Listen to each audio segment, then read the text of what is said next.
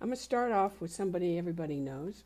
Her name is Pima Coldren. In fact, my cat is named after her. And she says, "Be kinder to yourself, and then let your kindness flood the world." That's just one of the most important things. And I talk about that a lot here.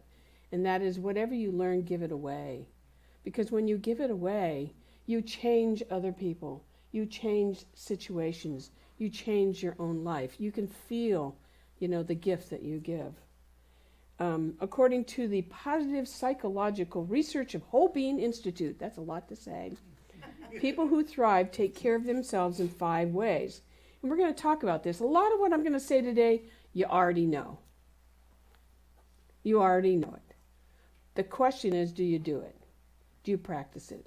Do you integrate it? Do you understand that it's all one? So I had to work at this week because I wanted to make sure you not only saw it, you heard it, you visualized it, but maybe you integrate it also. So there are 5 pictures up there. Here are the things that the whole Institute talks about. We focus on spirituality. That's the glow in the heart. By ensuring that you live meaningful lives. How many of you can remember when you didn't even think about God? It was pretty empty then. Or it was pretty scary. Where it affects the world, opposed to realizing that there's something greater out there that's working through us. And that's what that represented to me. They take care of their physical bodies. And I put in there a youth and another youth. Because I don't care how old you are. I'm youth. I don't care how old you are. We're all youth. And you could be 80 years old and you still think about, I should ask Mary this question. It's our beloved Mary up there. You still think about being a little kid, right? So in order to sustain ourselves and cultivate, we have to cultivate our bodies. We have to do that more now than we did when we were little. Otherwise, what happens? You can tell me. If you don't use it, you'll lose it. You'll lose it, that's right. But the deeper part of that is when you exercise, you're tapping into the connection between your mind and your body. How many people listen to their body? Go ahead and raise your hand. I mean, really listen. Because it's horrible when you don't listen because it just hurts, right? It just hurts. But when you listen, you can then move into working through that, whatever that is. Last night, in fact, I could not sleep. I'm like, why can I not sleep? I've done everything for my knee. And finally at 3 o'clock, it says, get up and put some ice on it. I put ice on it and went right to sleep. I was just fine. But that's having that connection. If we don't have that connection, it doesn't work. The next one is the 2 individuals at the bottom. It's intentional about intellectual stimulation. That's really critical because we have to keep learning as we grow older, and we have to remain open to other things. The world is changing. It's changing. How many people have gotten into AI lately? It is so much fun. It can be mind-boggling, but you can also use it. I used it this morning. I used it for part of this talk. I didn't like what it said, but I used part of it. You're still at choice with AI. Don't be afraid of it. It's not going to bite you. It will actually enlighten you. It's pretty cool, actually. But we have to be open to that expansion because the world is always going to continue to change. It's going to continue to grow. Then relationships. That's the one on the bottom left. Is to nurture constructive relationships. Not just with your friends, but also with yourself. Sometimes we forget ourselves. I'm going to ask you to do something today, and you're all going to say, she's kind of crazy. I want you to make you number 1. Everybody put a number 1 up. You're number 1. Now, what does that mean? That means every time you don't know what to do, you ask yourself, is this good for me or not good for me? That's all it means. And then you say yes or no. If it says no, you can then take a step back and you can take a break until it is right for you. It's important to realize that you're number one. If it is good for you, then you move forward. Or you step back and you think, let me think about that. Let me make my decision maybe a couple days from now. There's nothing wrong with a pause. Have you heard that from me before? Yes, take a pause. And then the last one, which is the balloon faces. I found that and I thought, well, that's kind of a fun characteristic of being not afraid of our emotions. I can remember years and years ago when I was doing all of this, trying to figure all this out. I was in a hotel I'll never forget it. I was in a hotel in Santa Monica, and I thought it was by the beach, right? So I didn't even think about, what kind of hotel it was. It was just by the beach, must have been pretty good. It wasn't very expensive. But I know that when I sat on the bed, it went, you know what that was? That was plastic on the sheet, underneath the sheets. And I went, oh, this is great. But I can remember what was most important about that particular night is that I cried and I cried and I cried. And in fact, I cried so much and I cried and I wrote my journal, I wrote my journal, I wrote my journal. The next day I got up and I called my therapist and I said, when am I gonna stop crying? And she says, when you're done. But you know what? I still remember that story. I still remember that feeling of letting myself have my emotions and then talking to somebody about it. Not being afraid to let go and trust.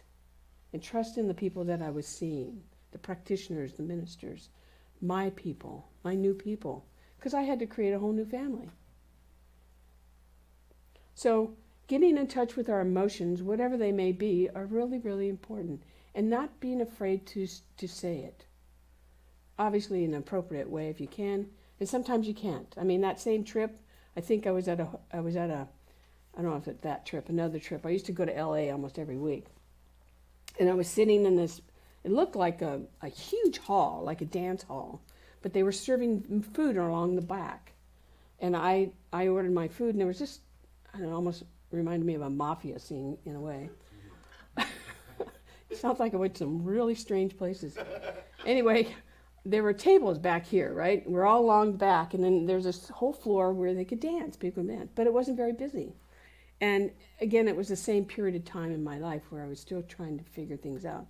Anyway, the band sang Wind Beneath My Wings. And I sat in the back all by my lonesome, and I just cried. Again, I didn't care what people thought. It was about getting it out and understanding myself so that I wasn't, tied up by those feelings. And it was really interesting because the server just kind of ignored me until I was finished, and then he brought my food. So the point I'm trying to make is that our self-care, we have to have a commitment to that. We have to be committed to it. And maybe I'm talking to the choir here, but I think I needed to remind myself too. Just like the ice pack on my knee. I had to remind myself that this is important to me. So I'm going to have you consider that science, mind, and personal well-being work together. They work together to cultivate a good body and a good mind. Really important. So I have a question for you. What's it say? On some level we know this, but do we think these two concepts as working together? And this is the quote. While self-care encompasses various practices, science mind emphasizes the power of thought, and both create the intention that can and will shape our life. Do you believe that? Okay. Ernest Holmes said this. Please go forward one. There we go. My body is not conscious of life. This is a twister. But my thoughts is conscious of my body. My thought operates upon my body. So this part right here doesn't think. It just exists, whatever that is. But this is what thinks and creates and motivates and does all of it. This influences all of this. So if your body's not the way you want it to be, you don't work on your body, you work on this. Does that make sense? Really important. Then the body is the byproduct of what we think. I did that on purpose. When I read that, I went, oh, how do I tell you about this? But the point being is that it's our mind. Our mind is what influences everything that we do. So I want to talk about how all of this intersects. So I actually, and I did this without Mava's permission, I got really motivated by this, and I created another postcard. I'm going to start creating little postcards so that because nobody knows what it is that we do. They don't get. But we include everything in life in our teachings. And one of them is called self-care. So I created this. And let me just kind of explain to you. Now, and I may be repeating myself, but maybe you need to hear this more. And I know I need to hear it because I'm not always real good at it. So the first one is that physical self-care. This is about self-care. We have to physically, again, take care of ourselves. That means eat right, exercise, get enough sleep. How many people got enough sleep last night? Last night, you got enough sleep? No. Oh, a few of you did. Okay, good. I should keep my arm down. And practice good hygiene. Emotionally take care of ourselves. And this is kind of a critical comment, is that we have to engage in things that bring us joy. It's funny, this year I was, COVID's was tough, I think, for many, many people. And getting out and doing something almost seemed like a foreign thing, right? It seemed kind of foreign. How do I do that? And for myself, I painted my entire house over COVID. That's how I got out I walked.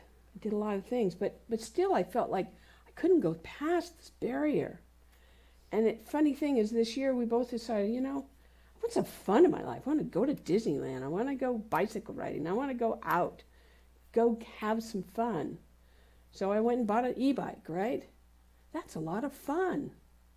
So find the thing that brings you fun in your life. Don't sit around. I know I have some individuals that still stay home, and that's okay. If you can't get out, you can't get out. But I encourage you to do one thing at least every week that gets you outside. Do not stay at home. Then there's the mental self-care. And that again is about, doing things that are kind of different. How many feel like, I can say I'm doing this, kind of have those senior moments? Oh, good, I'm not alone. We have to stimulate our mind. We have to. That's another reason why I get into other technologies. It's because our mind has to move. It has to work. If we don't, it just says, okay, well, I'll just rest. And then I'll just forget. In fact, I was going to talk a little bit about, I'll get into another thought on that in a minute. But part of that is stimulating the mind and keeping the mind moving in the direction of progress, not letting it go to sleep.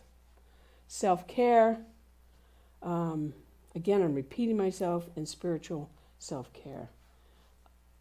And this, I want to read this comment because there's one thing to doing spiritual self-care, and I've met people who are from different faiths, and I love people from different faiths because then we get to talk about God in different ways. But this one, they said, engage in practice that aligns with their personal beliefs, such as meditation, prayer, gratitude exercise, or spending time in nature. I think that COVID has caused all of us to shift the way that we see God. It's made us more aware of, where do I want to be? You could be somewhere else instead of here on a Sunday. But you chose to be here because you know the message you're going to get is one that's going to move you into doing something for yourself. You're experiencing God in a different way. But I see a lot, I read articles about how some churches are losing people. And it's not they're not losing them. People are just finding God in different ways. And it's just about now bringing them home, not about making them bad. They're not bad. They're finding God in different ways. So I'm glad you're home. So let's talk about how science of mind is. This is really important because Ernest Holmes emphasizes the relationship between self-care and spirituality. So I have a new chart. And I want to have you look at the top one. And that's oneness. I love this picture. I'm sorry it's not larger, but if you could see it, it looks like it's a tapestry. It's like a spider's web. And it's realizing that everything is connected. Whoever we are, wherever we are, no matter where we are connected to everything. To God, to your sister, your brother, your family, to us, to your kids, to the universe. We're fully connected as one. So there's only oneness. And there's only one divine presence, but that divine presence is moving through all of us, everything. It is not escaping and going somewhere asleep. It is right there. The next one on the right is the creative thought. Understanding our thoughts and beliefs shape our experiences. We have control over that. It shapes our experiences so that we move forward into a greater expression. I love, the idea of us being creative. The other part is that we get to direct our thinking. I'll tell you a real quick story. When I was a little puppy minister, trying to decide what I was going to do when I grew up, and I wasn't very happy, but I had some really wonderful people that said to me, go create what you want. Just go create it. It took a while for me to kind of get that, but once I got that, it was like, whenever the negative thought came up about whatever, even I can remember moments when I said, God, I don't know what to do next, and God said, just wait, and then the door would open, somebody hand me a check. It's like I knew what I needed to do. I needed to keep moving forward in the ministry of what I was doing. And it didn't matter what it looked like. It does not matter. It matters just that you would create. So being in that creative place. The law of attraction. That's the Buddha comment. When I saw that, I went, how cool is that? The Buddha is thinking like Ernest Holmes. But I know. It's ancient wisdom, guys. So it says, what you think you become. Oh my goodness. What you feel you attract. And what you imagine you create. The Buddha said that. How cool is that? But that's Ernest Holmes, 100%. We create. So if you want something, all you have to do is think about it and allow the universe and everything around you to move in the direction. In addition to that, which is this part right here, the teaching symbol we don't talk about, is that you get to work out your problems. How many people have wanted to buy a car and said, I don't have enough money? Yeah, people in the back are laughing. Yeah, I don't have enough money for that. But the truth is if there's something you really, really want in life, and your heart is saying, I really want to have a white Toyota RAV4, it's going to show up. And you will have all that you need. Whether it's you need income, it will show up. But we have to believe in that kind of faith that that's what's going to happen, that we can attract that. And, I gave you an example of my own car. But my point is we all can have what we want. And that sounds far-fetched, but it's not. Now, if I wanted $1 million, I don't believe I can have it. So guess what? I'm not going to get it. I'm not going to attract that. Although, I won't go there. The next one is affirmations and spiritual mind treatment. And I love that's a little Buddha, India boy who's praying. And I want to talk about affirmations and spiritual mind treatment for a moment. In my days, and I'm sure many of you have done this, when things didn't look really good, I would go around and write a bunch of affirmations and I'd put them all over my house. I put them inside the medicine cabinet. I put them inside the food, where my dishes were. I put them all over the place, in the shower. I put them in places that made me think differently. Now, why did I do that? Because I must have had a very strong negative mind that would say, oh no, that can't happen. The truth is, it can. But we have to put ourselves in, we have to train our mind, and I'll talk more about this later, to move in the direction that we want to go. Otherwise, it will stay where it's at. It will stay in that place that doesn't want to talk about it. It will make you fearful. It will do all those things. And I'll talk more about that in a little bit. But the idea here is, one is to create affirmations. I love this one. See, I am worthy of good things. I'm worthy of good things. I'm worthy of good things. I can remember many, many days of just taking a sheet of paper and writing the affirmation over and over and over, trying to shift that mind into moving in the direction.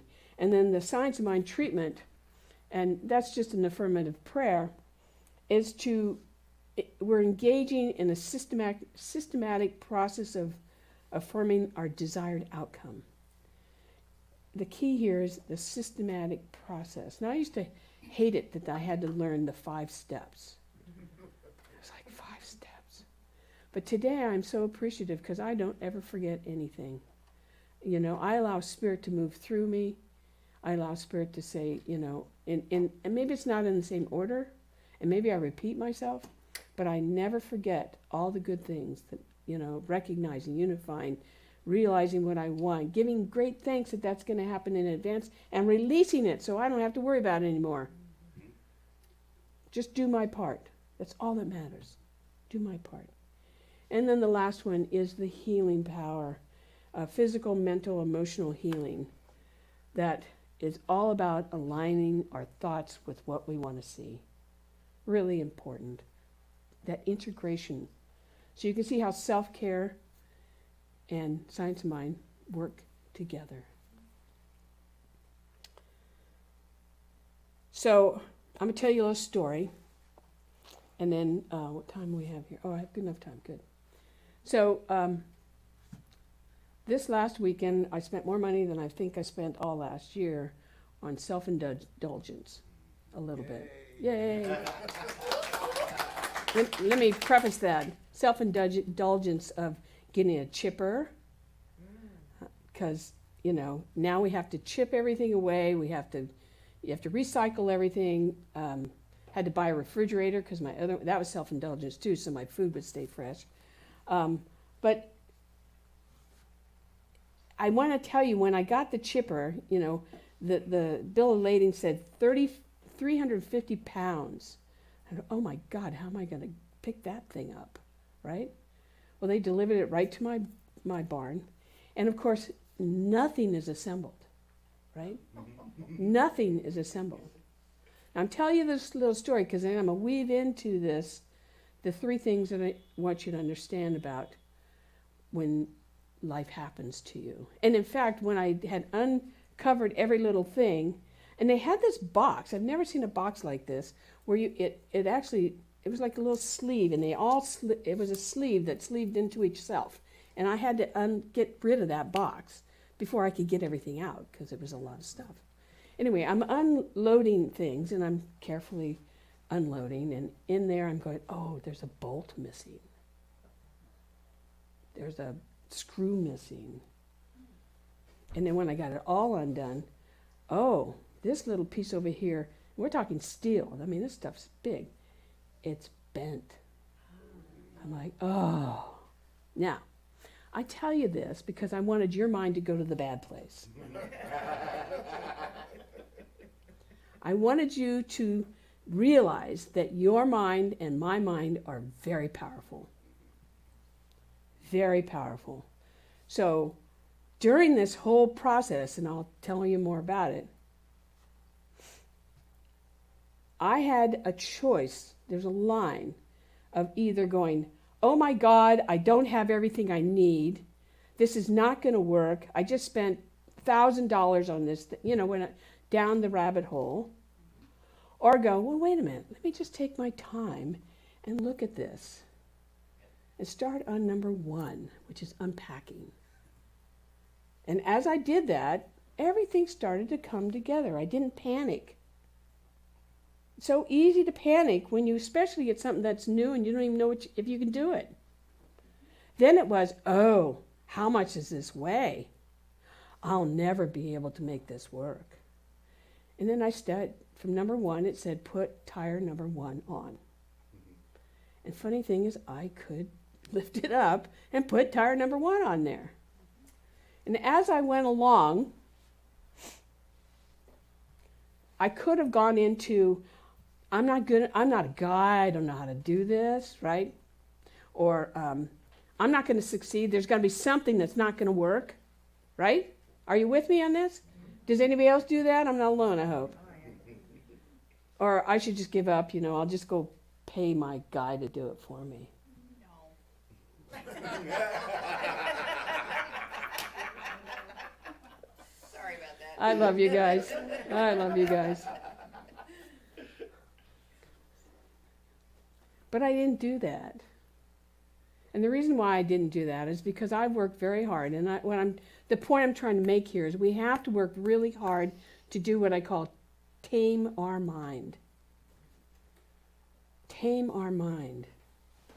Because if you don't have a trained mind, then what's going to happen are all the negative things come up. If there's one thing we teach here, it's how to train your mind. Not to train your mind like they do at EST, but for you to learn how to do that on your own. But to know when you have a negative thought, you have to override that with a positive thought so that negative thought goes away. If we don't do that, what do you think the negative thought does? It takes over. Because your mind is powerful.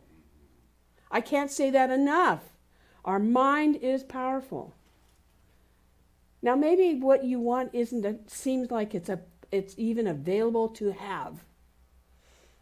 But all you have to do is think, I can. I will. I'm going to make it through this. Everything's going to be okay. And know that as you start to create, remember I told you about the story of creating? When I didn't have a church, I had no clue what I was going to do. But you know what? Spirit supported me and brought somebody to me the next Monday and said, hey, I have a place for you. You want to do it? I never expected. In fact, when I graduated when I was ordained, I left my ordination panel and he said to me, well, if this doesn't work out, what are you going to do? Wow. Seriously, that's the last few words he said. Wow. And I said, I'll create my own. And seriously, I had no idea what I was going to do. But God had a better idea. So I had, I know most of you have been with me a long time. And I say this every single day. And every time I get up here, you have to know that you can create and you will be okay. No matter what the storm looks like. And it's hard sometimes. But I know you can do it. See, the thing is, once you control your thoughts, all the fog goes away. And you have what we call freedom. That's a quality of God up there. You create freedom in your life. Really, really important. The second thing is, and it's called perfection in individualism. I think I have this. Yeah, there it is. Spiritual perfection and individualism. What does that mean? And I want you all to think about when you didn't really have any spiritualism in your life. You didn't have any spiritual stuff, And then you started to wake up and you started to go, what do I want? And all of a sudden things started to shift. And then when they shifted, you started to go, well, let me try this. And then you tried a little bit more, and then pretty soon the tries got bigger and bigger and bigger and bigger. The thing about what we teach here is that when we really get it, is that we can then create the ideal life that we want. I can tell you when I lost everything in my life, I had and I didn't have signs of mine.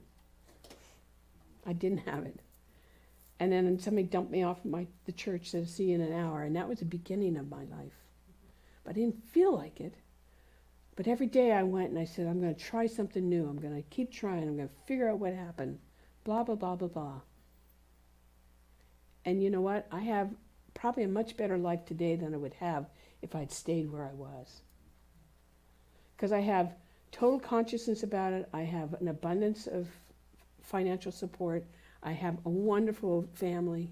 All of you are my family, whether you like it or not. You know, that's you. And I know that I am an individualized creation of the divine. And because I know that for myself, I know that's the truth about all of you. And that's the shift, is that no matter where we are in our lives, we know that each person is an individualized creation of the divine, because we're all connected, we're all one. The other thing they put in here, and I thought this was good, is because of this, we don't have to model anybody. We don't have to play the Joneses. We get to be who we want to be and do it our way. Now, we have to obviously, be in society and do all that stuff. But in our heart and our mind, we get to create. And then we just allow the universe to support us in doing that. Okay? Then the last one is no self-care without action. Everybody know what that is? You got to move your feet. There's no praying and saying, okay, God, do it for me. It ain't going to happen. When we know we're grounded in our spirituality, we are having human experiences. We have to move through life in that way, but we also have to move our feet and move in the direction we want to go. So for myself, I like to use me because I'm just telling you parables about my life, is that when I didn't know what to do about Om, and somebody said, here's a recreational hall, don't tell them you're a church, but here's a recreational hall, I did. I created what I thought would attract people. And so 1 was food. Don't you love that one? I knew that. Hopefully 2 was me, and 3 was teach something. And so I would give a talk, didn't have a band, didn't have beautiful music. We had one of those things, CD player. And we sang to it. God bless us. Cindy was my practitioner. I only had 1 practitioner. And so we would then, after we had the talk, we would pull a table out like we're going to do today. And I would have anywhere between 6 to 20 people sitting there, and I would feed them, and we would have kind of like a little class for about an hour. And it was so cool. It was so cool because they came because they wanted to learn something. And so along the way, I learned that what was important was, well, the food was, for sure. The food was a little bit, but it was the companionship. It was the community. It was the learning something new so they could take it and practice it.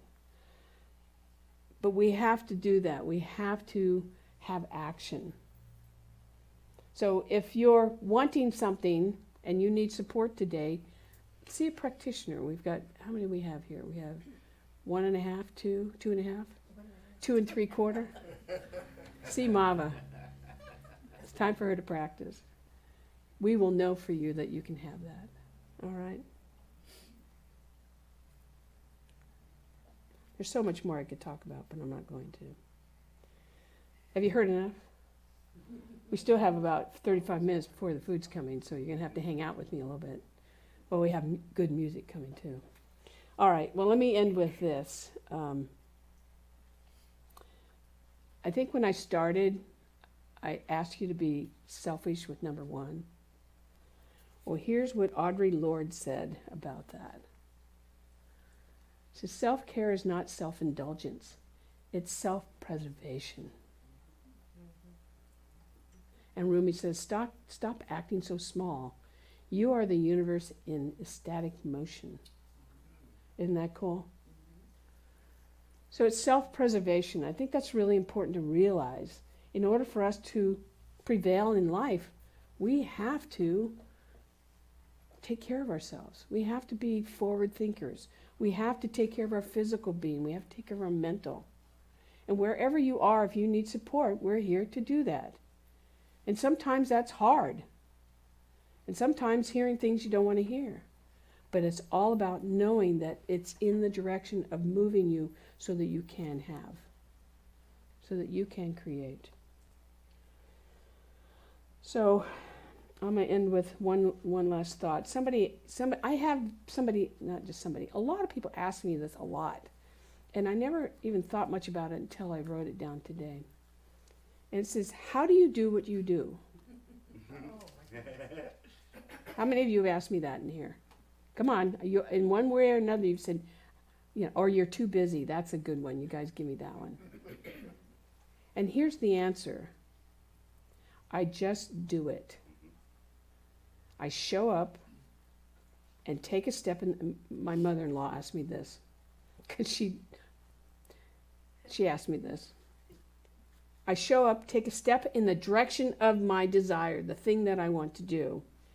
And then I know, because of all the work I've done and all the teachings I've done and all the wisdom that's out there, that's already been there forever and ever, I know the universe is going to support me. I just know it will. And even if it doesn't look like it, I go, there's a possibility. So that's what I want you to do. Just do it. Just show up. Just keep saying, I'm going to move in the direction that I want to go, and know that you are going to be supported no matter what. You're smiling at me, and I think it's because you know I'm talking about you. Right? It's done that, yeah? All right, so we're going to do our affirmation, and we'll do it 3 times. And the first time is we're going to whisper it, then we'll speak it, and then we'll yell it, if you want to yell. And the reason for this, speaking is to your soul. Your soul has to hear this. Speaking is for yourself, and the rest is for the universe. You want to stand up and do this? Let's stand up. All right. So we're going to just whisper this. I mindfully fill up my cup with the love of who I am. Okay, let's do it again. I didn't hear you guys. A little bit of louder whisper than that, okay? I mindfully fill my cup up with the love of who I am. Very good. Now, your voice, regular voice. I mindfully fill my cup up with the love of who I am. And we should open the door and scream it out to let everybody know. All right, let's do it. Loud voice. I mindfully fill my cup up with the love of who I am. So I invite you to close your eyes and let me just claim today that I know that that is the truth of our very being. That we're filling ourselves up. We're filling our cup up with the truth of self-care and knowing that we have full control over everything that we do, we think, we say. And so I bless this day. I bless the message, all the stuff that we got to learn to become perfect, whole, and complete, which is right here, right now. And so I bless each person, knowing that we take this into our lives, moving it through our lives, and then giving it away so that we assist society in moving forward into a greater expression. And so with that, I give great thanks, and I let it be. And so it is.